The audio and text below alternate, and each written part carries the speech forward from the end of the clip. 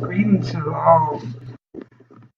Um, we're going to start Anger Management 101. We thank you for coming out and joining us.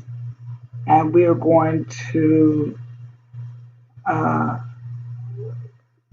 go over what we have gone over before on last week or the week before last. It was the one that before the holidays. And we said that we will wait until this week to start in the new year. So we want to remind you, for those who haven't heard, we are being sponsored by the city of Hagerstown through the U.S. Housing and Urban Development, and that's where our funds are coming from to help us present these classes to you. So for those who want to participate, everyone is welcome, but we just want to put emphasis on those who are of low income or moderate income. We had a self-certification form that you may get from me by contacting me through email, pastorparson57@gmail, and I will forward that form to you. We will not give out your name, but we just want to use the statistics to send back to our sponsors so that they will continuously fund our programs. So it's been a blessed day, and I hope you have had one as well. And tonight's class is Anger Management 101. We talked about anger and what the definition of anger is. Also, we said that it was a strong feeling which expresses displeasure, hostility, or resentment at someone or something.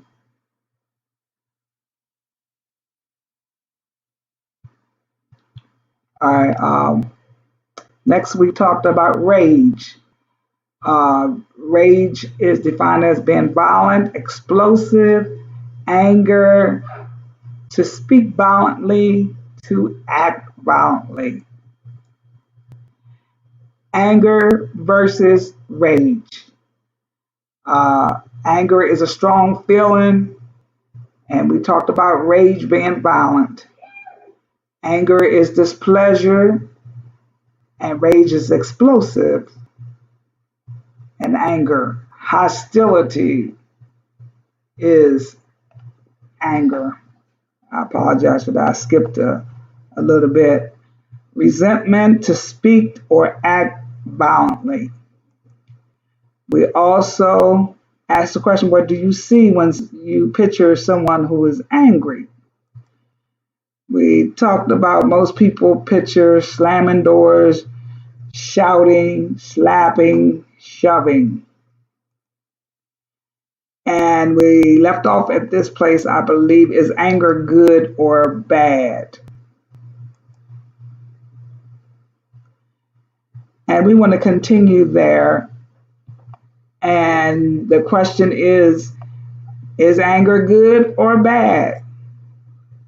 We all feel angry at one time or another.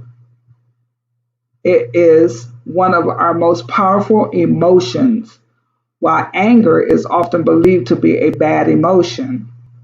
There is no such thing as a good or a bad emotion. I cannot put enough emphasis on it, but there is no such thing as a good or bad emotion. Emotions are intuitive reactions, and we do not make conscious decisions for them to come. In fact, some reactions are appropriate and designed to protect you, such as the anger against discrimination, injustice, and abuse. Now, looking here in my notes, um, I don't want to miss anything, and I wanted to, before I go too far in to is anger good or bad, well, we can finish this out. What can be judged as positive or negative, healthy or unhealthy, is how we react to anger. Our behavior to express the anger can be constructive or destructive. If anger is expressed well, it can be used to motivate you to create positive change. Alternatively, anger reactions may also be harmful, such as anger explosions, losing control over anger. Do you know someone that fits that picture? Or is it you? Think about it. Causing rages or violence. I've seen it many times. Or anger repression, bottled up anger that can turn into anxiety and depression. Anger is a normal, healthy emotion. It is not bad to feel angry, but it is best to share your concerns and resolve anger the right way before this anger is expressed negatively. In my notes, I have here, um, there's an old saying, learn to count to 10 and your anger will disappear. This old proverb sounds good and may work on some individuals when used in combination with other anger management tools to help refocus the mind. However, this is something I want to point out to you. For many others, this method may only suppress. And I think that we hit on it the last time we met, how that many suppress anger. Consequently, when you suppress anger, you are destined to deal with it another way. Anger doesn't go away, it must be dealt with appropriately.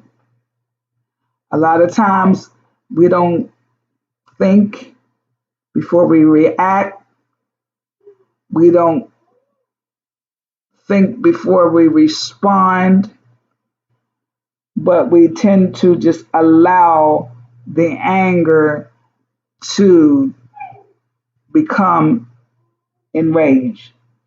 And what does this mean? Ask yourself, how many times have I been angry with someone and expressed it with that person? How many times was I angry with someone and took my anger out on someone else? And that's not good, because it's not good for somebody else to feel the pain that you have and they don't know why you take that out on them. But it is good for you to stop and consider who you anger with and speak to them. I think I shared the last time that someone had said something I did not like, but I eventually went to them and they wanted to know, are you mad at me? Are you angry with me? I'm like, no, but I have to talk about it, get it out so that it will not cause me to explode or to take it out on someone else. I've seen many people, family, friends, associates, colleagues, church members, they didn't like what somebody else said or did, but they end up taking that out on me. And I'm like, why are you taking that out on me? I'm not the one that upset you. So I had to talk to them. Sometimes you just can't talk to the people who actually hurt you or made you angry because they don't want to. They just want to keep things going in the direction that it's going. Also, I wanted to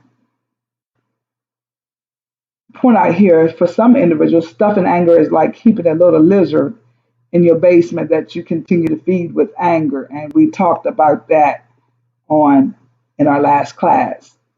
Now, we talked about just a few minutes ago repressed anger, or we just looked at our um, PowerPoint here, and it mentioned about repressed anger. If you are an angry person who doesn't face or deal with anger, eventually the little lizard in the basement will has grown into a massive Godzilla monster. Yes, how many remember that from last week? Thus, the anger will be expressed exponent to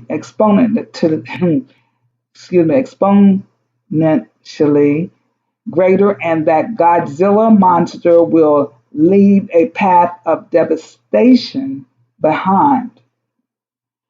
And the origins of anger is conscious and subconscious mind. We spoke about that as well. And as we move on to our next slide here, we're going to talk about, and this is what we're picking up tonight. We're picking up and talking about the cycle of anger. Now we're going to start with the first phase. I hope that you can see that, and you can take notes if you would like, and I will try my best to go as slow as possible so that we can talk about all five phases in this cycle. Now, over here on your left, right here is the trigger phase. The trigger phase happens when we perceive a threat or loss, and our body prepares to respond. In this phase, there is a subtle change from an individual's normal adaptive state into his stress state. Anger triggers different from person to person and can come from both the environment or from our thought process. Now, as we go into this cycle, the next phase will be above the trigger, and it's entitled the escalation phase. And this phase, uh, there is no, or there is the progressive appearance of the anger response. In this phase, our body prepares for a crisis after perceiving the trigger. This preparation is mostly physical and is manifested through symptoms like rapid breathing, increased heart rate, and raised blood pressure. Once the escalation phase is reached, there is less of a chance of calming down. And this is the phase where the body prepares for fight or flight.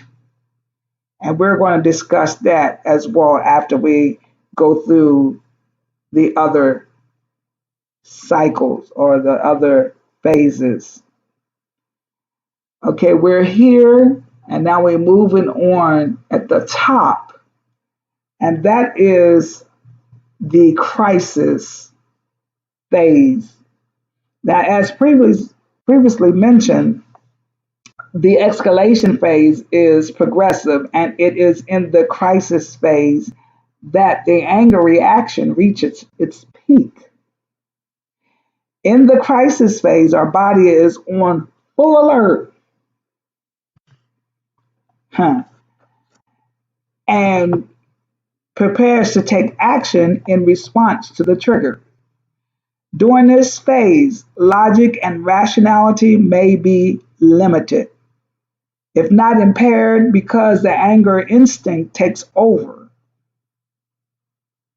In extreme cases, the crisis phase means that a person may be a serious danger to himself or to others.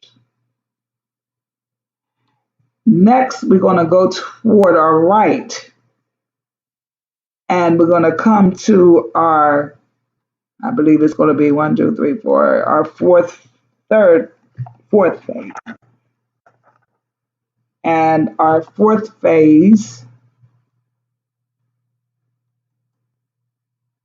oh, I missed that. It is recovery.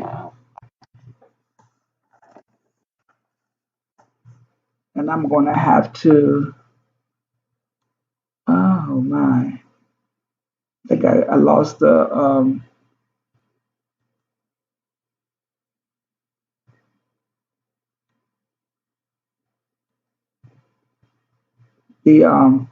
recovery. Last two, I lost my notes here. Hmm. We're going to find it though.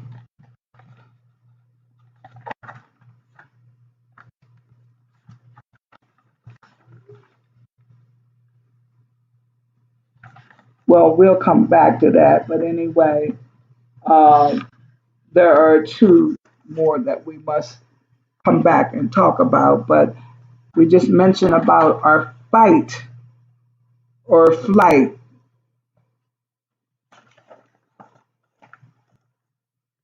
And what is our fight or flight? Fight or flight is a physiological reaction that occurs in response to a perceived harmful event, attack, or threat to survival.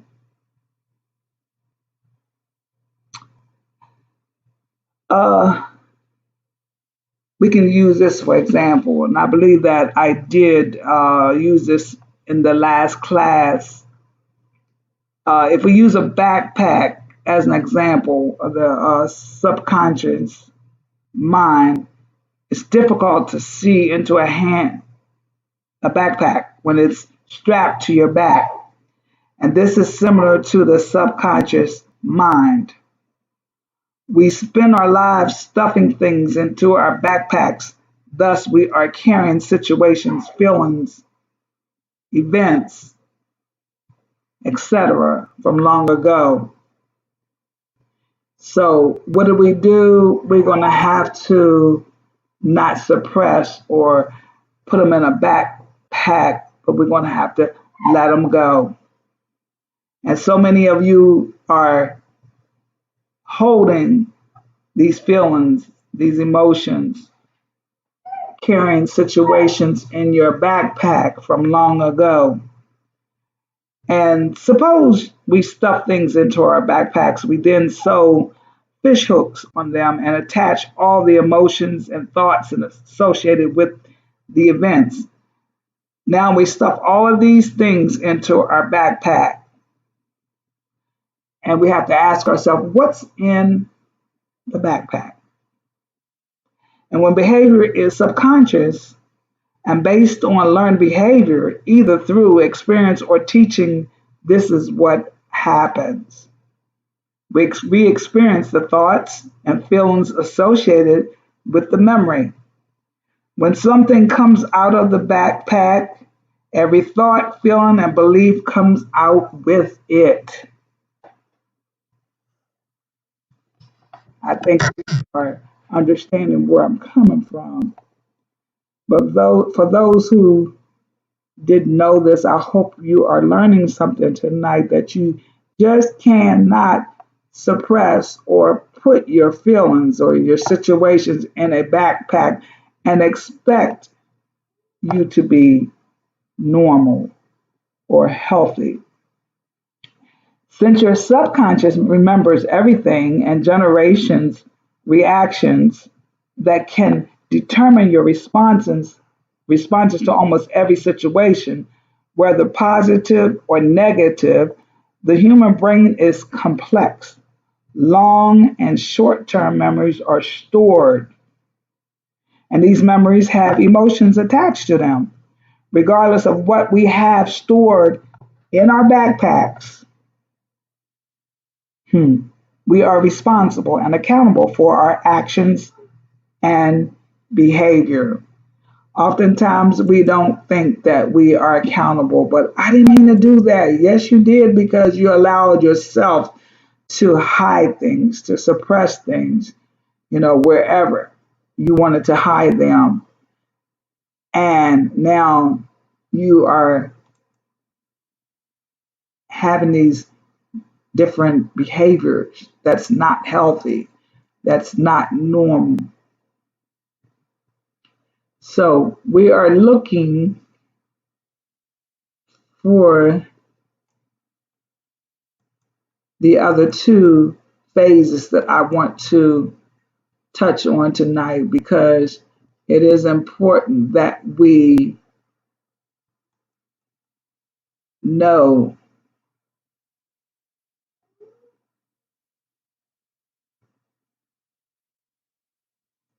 it did not come up. I don't know why it's not coming up, but we're not going to give up here. I do know that I had them in my PowerPoint and I have certain slides on my flash drive here that will show us the other two phases.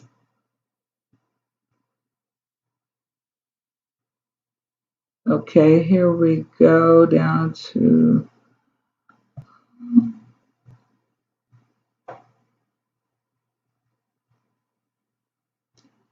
I think that we all can say that we have become angry many times, but we should not allow our anger control us. We should not allow our angers to move into rage and become violent or enraged. And we just went over the different behaviors that rage presents. So, and we talked about the cycle, and we've talked about the first four cycles, and we have two that we have not been able to bring up, and I don't know why it's not coming up. I don't know if that slide is damaged, but we shall cover that once we can resume. I don't want to hold the class up, but we will go to our next slide. Now, oh, I see what it says. It's invalid. So I got to bring it up another way. Physical responses to anger, sweaty palms, tightening of fists, rapid breathing, pupils dilate, butterflies in stomach, headache. And we can ask ourselves why did I come, or why I came to anger management. What happened that caused you to be enrolled in anger management? Where you might not be enrolled in this class yet, but you have been enrolled in other anger management classes. What were the consequences? And who was affected? These are some questions that every one of us should think about. We just talked about fight or flight. The fight or flight theory, formulated by Walter Cannon, describes how people react to perceived threat. Basically, when faced with something that can harm us, we either aggress, which is fight, or withdraw, which is flight. It is believed that this action is an ingrained instinct geared towards survival. Now, we're going to talk about two theories here. The first theory underscores how anger is but a natural response. There is no morality to anger. It is a result of perceived harm to self, whether physically or emotionally. And this theory reminds us of the need to stay in control. We must stay in control. When we are angry, our rational self gets overridden by a basic survival instinct. And this is a need to act immediately.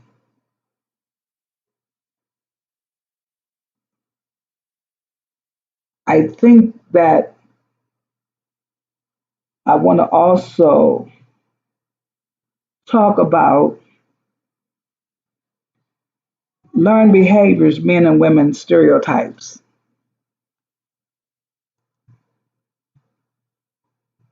Um, a stereotype is a widely held but fixed and oversimplified image or ideal of a particular type of person or thing. And I thought that I was getting a message here that it was coming up.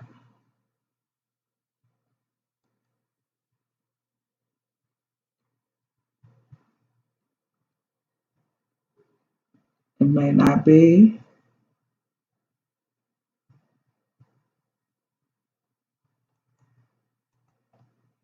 I almost thought I had it. Also, I'm going to review some learned behaviors from stereotypes about men first. I think we did go over this too, but I just want to remind us a man acts like this: yell at people, stand up for themselves, don't cry, don't make mistakes. Most men, I'm not going to say all men, but most men think like that. Um, they don't admit they are wrong. They take care of the family because they feel as though they're the head of the family. They don't back down. That's when you don't, if you don't have a wimp.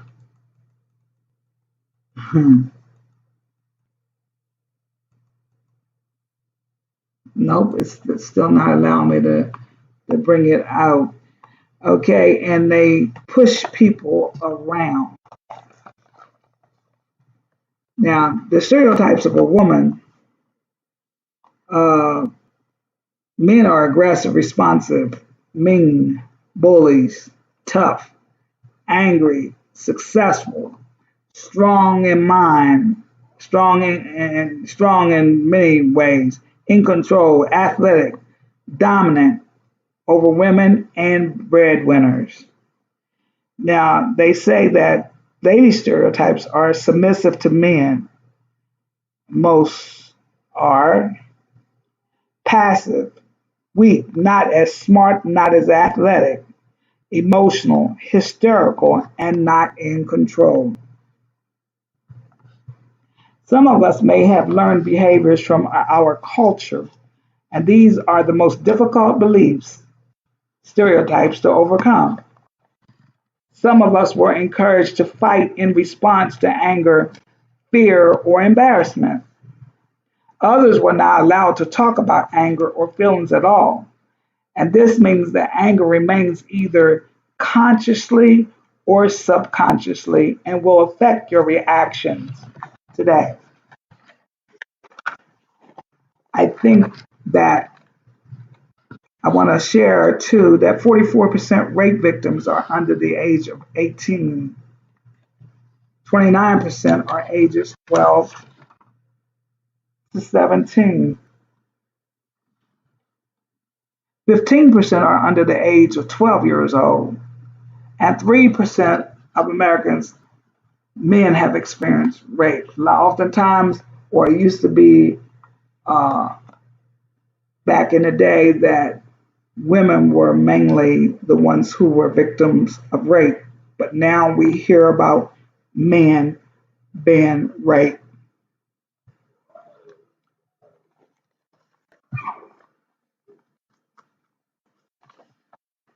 Um, we're not going to stay on this, but these are some things that I think that it's important that if you would write down and list 3 messages you received as a child, verbal and nonverbal, about what is meant to be a man or a woman. I'm asking you to write down 3 messages you received as a child, verbal and nonverbal, about what is meant to be a man or a woman. And number 2, I would like to ask, how do these messages affect your life today?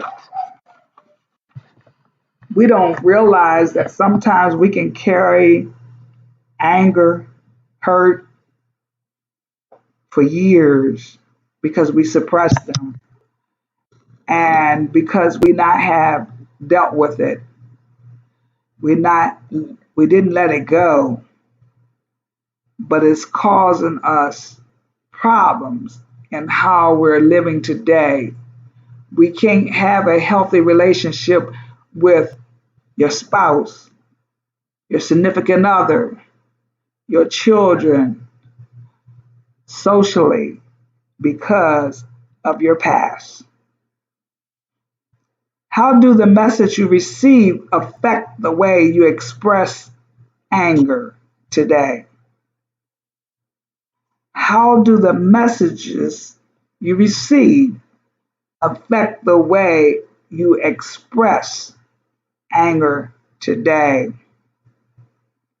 That's quite important, how the message you received affect your express anger today. And last question that I want you to answer, and you can share it or you don't have to share it, but you can learn from your answers. It may bring some awareness to you that you never had before. Which of the ways that you express anger do you need to change and why? As we often say, we all need to adapt to change. Okay, we are going to talk about anger and domestic violence. Anger and domestic violence. Um, we would like to identify some causes of domestic violence, identify cycles of violence, identify characteristics of batterers, and discuss how domestic violence affects children. I don't know if we're going to be able to get to all of it tonight, but uh, I would like to be able to start it tonight.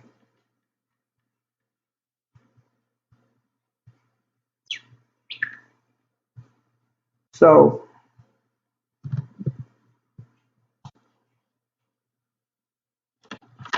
let's go here and let's look at our notes here on what we want to discuss. Have you ever heard the expression rule of thumb? Did you know that in the first part of the 20th century, it was considered legal for a man to abuse his wife so long as the stick he used to beat her with was no thicker than his thumb? This is where saying rule of thumb originates. Currently, in most states, physical violence against a spouse is handled under assault laws.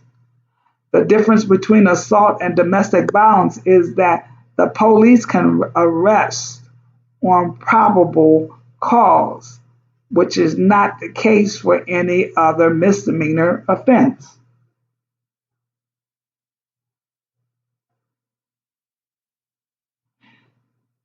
So, if an officer enters the home and sees bruises, scratches, a bloody nose, or broken up furniture, he can make an arrest based on probable cause. The victim can deny the abuse or refuse to press charges, but an arrest can still take place. If this happens, the victim does not have the power to have the case dismissed. Who's affected by domestic violence? I'm going to pause a minute and let you think about it.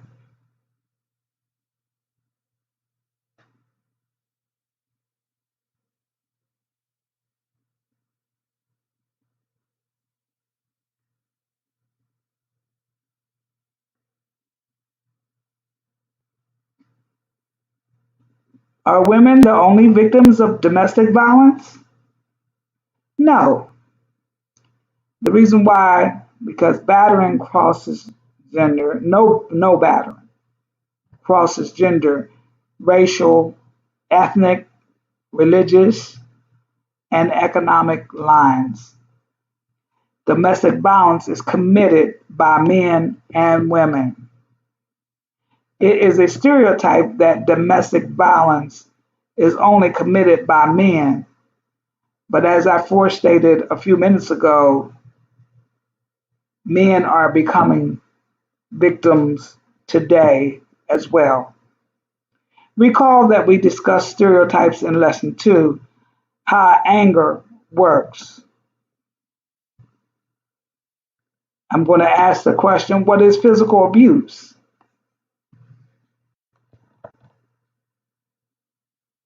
What is physical abuse?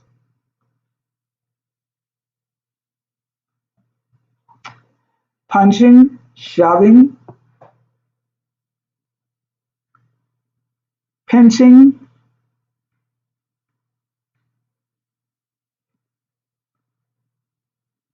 scratching, kicking,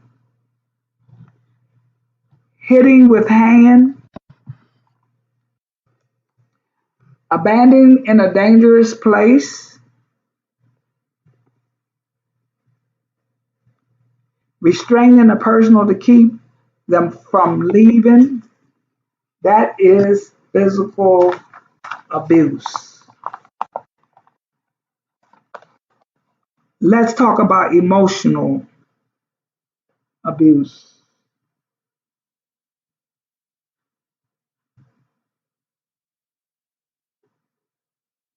Emotional abuse.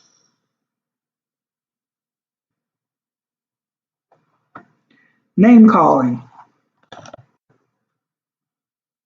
They always taught us sticks and stones will break your bones, but names will never hurt.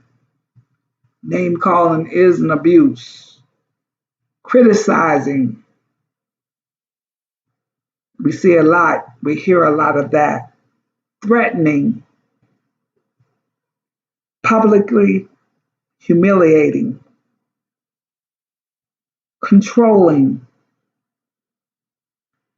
Isolating from others.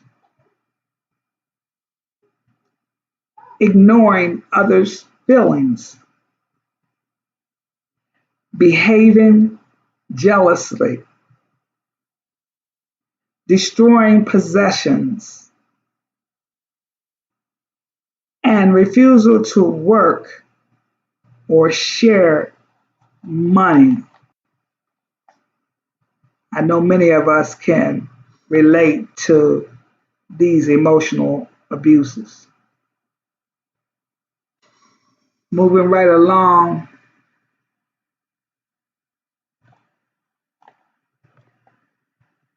I think I have okay, no, it's just somebody's name. They didn't ask a question, but we welcome this person that has joined us. And we, at the end of the class, we will welcome any questions and I will try to answer for you. And if I can't answer right away, I can send you a response in an email if you email me at pastorparson57@gmail.com. What is sexual abuse? Calling sexually derogatory names. Sexual advances after told no. Unwanted or uncomfortable touching. Forced sex. Some of you are angry today because this has taken place somewhere in your past. Why does domestic violence happen? Minimizing the victim's feelings, threatening as objects, and withholding sex or affections. Why do you think domestic violence happens? I would love to hear somebody respond to that. Violence, just as any inappropriate anger response, is learned behavior. Physical, emotional, and sexual abuse falls into categories of domestic violence. How a person deals with feelings of rage, frustration, and tension is a choice. So we have choices that we can make in how we deal with such abuse as we have discussed here tonight. Battery is an exercise in power and control. A man or woman may have a variety of reasons and excuses for abusing a partner, but it is important to understand that only the violent persona is responsible for the abuse. Victims do not provoke or cause the violence against themselves. All people experience strong feelings of anger and frustration at some point in their lives. So, any of us that say that we don't get angry, tell it to somebody else because we all do. Domestic violence, however, is a system of abuse behaviors which are used to maintain power and control. The victim of domestic violence. Victims come from all walks of life. So don't think it's just you, because it does come to all walks of life. And something else I want to discuss here is some of the risk factors of domestic violence and who is at risk and why. And I see that it's about 8:15. We got about uh, 10 minutes before we start wrapping up, answering questions. Okay. Two main risk factors of being a domestic violence victim. I want to point out here that having been abused or witnessing abuse as a child, that is a risk factor of being a domestic violence victim. Also, being a female, that's another risk factor. Why does anyone stay in these relationships?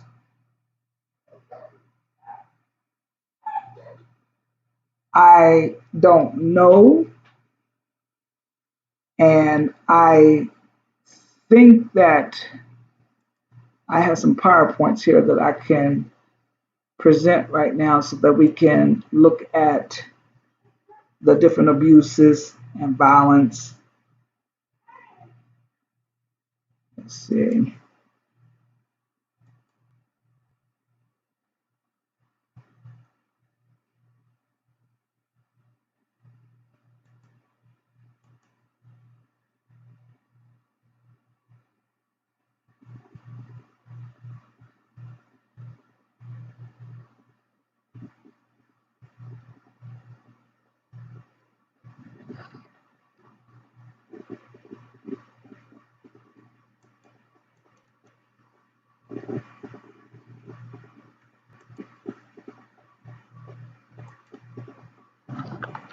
I don't know if it's full or what, but they just don't want to let me pick up the rest of my slides.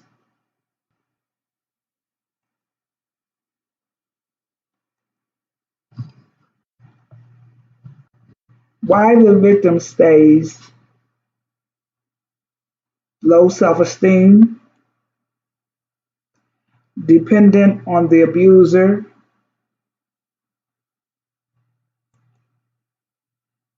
fear of greater danger if they leave. These are some questions that you need to ask yourself as you are angry, suppressing something that has happened in the past, and you're not dealing with it the way that you should. So,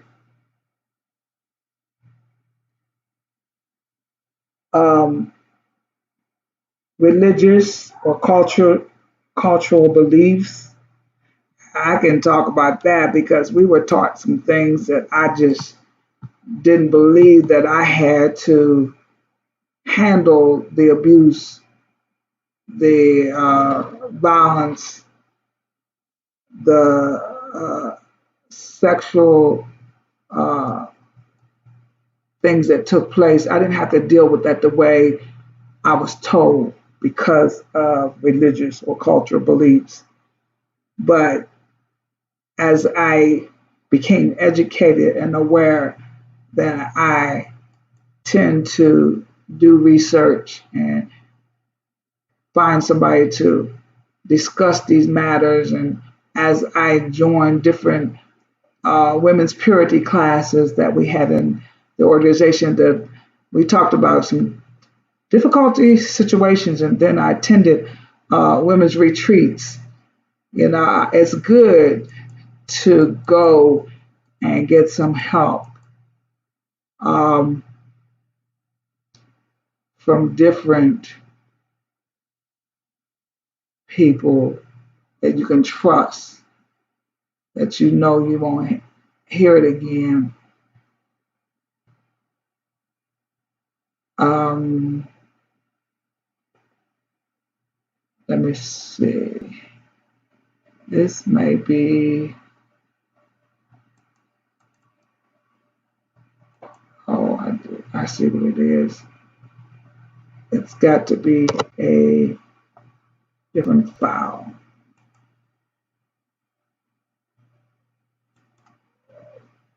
And I may not have the right file here.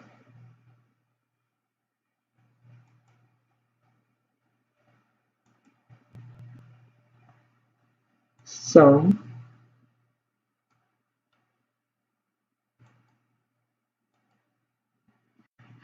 lack of emotional support. Many times you don't have the emotional support, but I thank God that I reached out for emotional support, and it helped me to be who I am, and not only be who I am, but to also be compassionate, that I'm not alone, that others have gone through the same thing or even worse things. So I'm touched with the way that you're feeling. So we are bringing this to you so that you can heal, that you can share with others who you know have been abused in some kind of way, or maybe suppress their anger from their abuse. So we want you to be able to share your knowledge, your awareness, and how that you were able to make change, because you won't remain the same. You will take these classes seriously and do your resource and make some changes and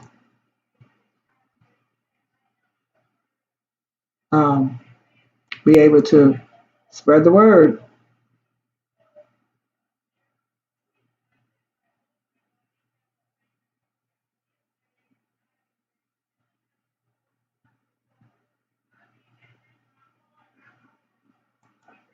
Let's see what this is. No, this is not it. Hmm.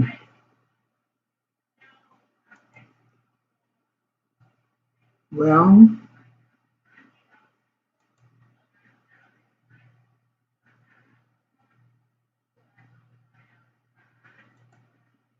discuss the cycle of violence, honeymoon period, calm stage, denial of violence. The abuser says they are sorry and will never do it again. Have you heard that? I'm sorry. I didn't mean to hurt you. I would never do it again. A half hour later, they're doing it again. So we have to do something about it. Are we going to remain there, or are we going to go ahead and do something about it? Tension building, increasing hostility, anger, blaming and arguing,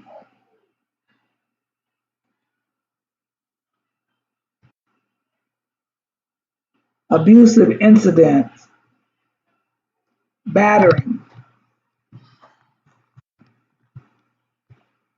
hitting, slapping, kicking, choking,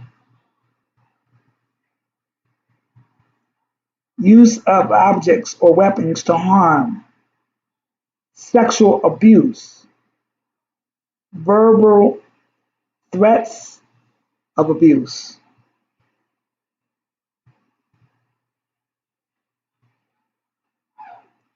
These are some of the cycles of violence. And I believe I'm going to end here and I'm going to have to work on my PowerPoint and make sure that they're coming up uh, the right way because they wouldn't come up tonight for some reason. So you live and you learn. These apps work in some formats and some formats they don't work in. So next week we will come back and pick up where we left off and go over some of the things that we would have presented in our PowerPoints, but they're not working tonight, but we will make sure that they're working next week. They were working this morning, but it's a different time. So anybody have any questions or want to share anything, we're opening up for questions and discussions.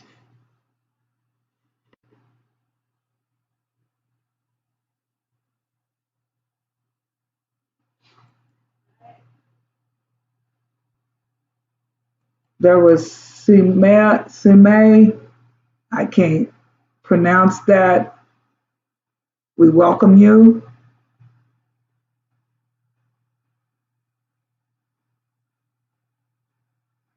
Do you have a question? Do you want to share with us anything?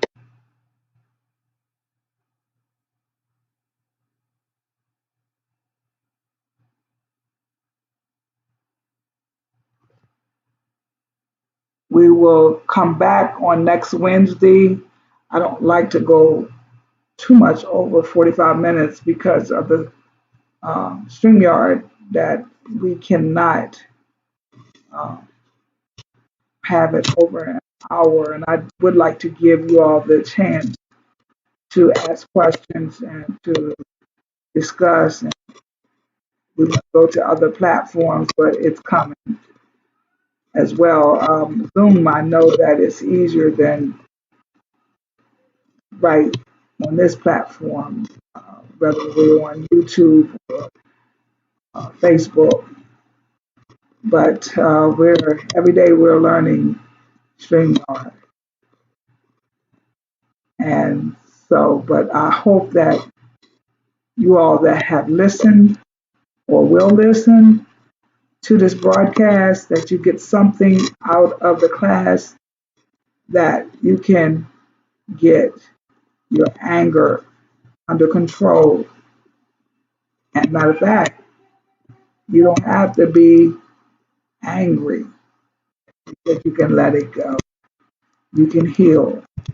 You can not become uh, emotionally, physically out of order. So if there's nothing else, we're going to end this class and just want to know that God cares, and so do I. So we'll see you next Wednesday at 7:30. Blessings.